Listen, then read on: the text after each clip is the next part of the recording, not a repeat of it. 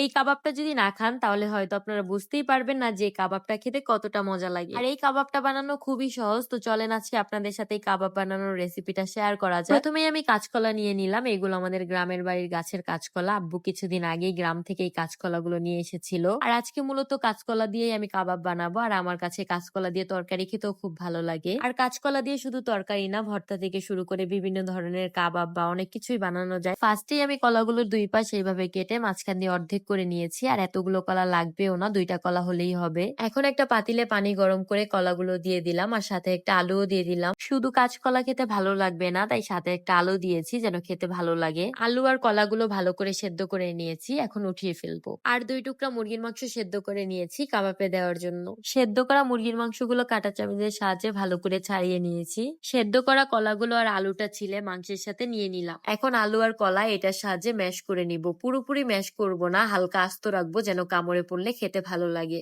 কলা আর আলুর সাথে মুরগির মাংসগুলো আমি মিলিয়ে ফেলেছি। আর এইগুলো দেখতে পাচ্ছেন যে পুরোপুরি ম্যাশ করিনি, হালকা আস্ত রেখেছি। এরপর পেঁয়াজ আর কাঁচামরিচ এইভাবে করে ভেজে নিলাম। এখন ভেজে রাখা পেঁয়াজ আর কাঁচামরিচ এর সাথে দিয়ে দিলাম। এরপর দিলাম একটা ডিম, পরিমাণ মতো লবণ, হলুদের গুঁড়া, মরিচের গুঁড়া, জিরার গুঁড়া, কাবাব মশলা আর 1 চামচ ভেষণ। ভেষণটা আমি 1 চামচ দিয়েছি, আপনারা চাইলে আরো বেশিও দিতে পারেন। এখন আমি এইগুলোকে মেখে নিব। আর অবশ্যই ভালো করে মাখতে হবে, না হলে মশলা সব জায়গায় ভালোভাবে লাগবে না। মাখামাখির কাজ শেষ, এখন হচ্ছে তেলে ভাজার পালা। এগুলোকে গোল শেপ করে নিচ্ছি, আপনারা চাইলে অন্যরকম ভাবে শেপ দিয়েও ভাজতে পারেন। গরম তেলের মধ্যে কাবাবগুলো দিয়ে দিলাম। আর এইগুলো কিন্তু লো আঁচে ভাজতে হবে, যদি চুলার আঁচ বাড়িয়ে ভাজা হয় তাহলে কিন্তু ভেতর দিয়ে ভালোভাবে ভাজা হবে না। নিচের পাশটা ভাজা হয়ে গেছে, এখন আমি এইভাবে উল্টিয়ে দিচ্ছি যাতে ওই পাশটাও ভালো করে ভাজা হয়। কিছুক্ষণের মধ্যেই কাবাবগুলো হয়ে গেছে, আর দেখেই বোঝা যাচ্ছে যে কাবাবগুলো কতটা মচমচা হয়েছে। তো এখন আমি এইগুলো থেকে ভালো করে তেল ছেঁকে উঠিয়ে ফেলছি। কাঁচকলার কাবাব খেতে কিন্তু আসলেই অনেক মজা লাগে। তো আপনারা চাইলে আমার মতো কিন্তু এইভাবে কাঁচকলার কাবাব বানিয়ে খেতে পারেন। আর আশা করি আপনাদের কাছে আমার এই কাঁচকলার কাবাবের রেসিপিটা ভালো লাগবে।